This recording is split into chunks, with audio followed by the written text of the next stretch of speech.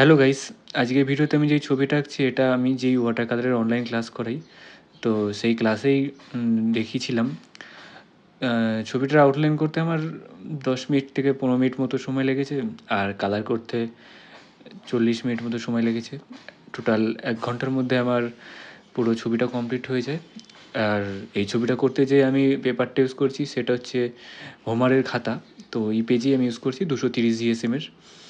এই পেপারে দেখলাম ওয়াটার কালার বেশ ভালোই হচ্ছে। যেই কালারটা আমি ইউজ করছি সেটা হচ্ছে ক্যামেরার আর্টিস্ট ওয়াটার কালার।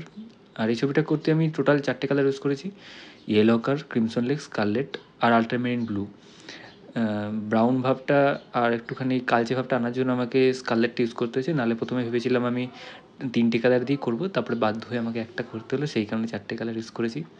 আর আপনারা যারা আমার কাছে অনলাইন ক্লাস করতে চান আমাকে ইনবক্সে মেসেজ করতে পারেন। আর যারা আমার কাছে অফলাইনে ক্লাস করতে চান তারাও আমাকে ইনবক্সে মেসেজ করতে পারেন। আমি অফলাইনে ক্লাস করি হচ্ছে নৈহাটিতে। নৈহাটির আশেপাশে থাকলে আমাকে বলতে পারেন। দূর থেকেও আসে অনেকে শিখতে, যদি আপনাদের সম্ভব হয় আসতে পারেন দূর থেকেও।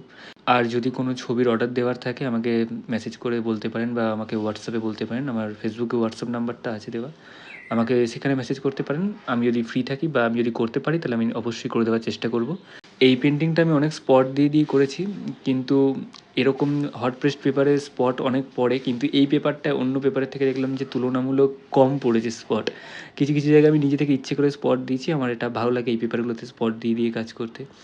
আর দাড়ির সাথে যে স্কিনটা মিশে গেছে, চুলের সাথে যেমন মিশে গেছে, সেগুলো আমি ইচ্ছে করে করেছি একটুখানি ব্লার ভাব রাখার জন্য, এটাতে ছবিটা দেখতে সুন্দর হয়।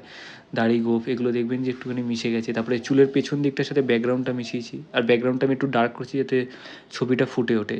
আপনাদের এই পেন্টিংটা কেমন লাগলো সেটা অবশ্যই আমাকে কমেন্ট করে জানাবেন। আমি ভালো আছি, আপনারাও সবাই ভালো থাকবেন। Thanks for watching, by.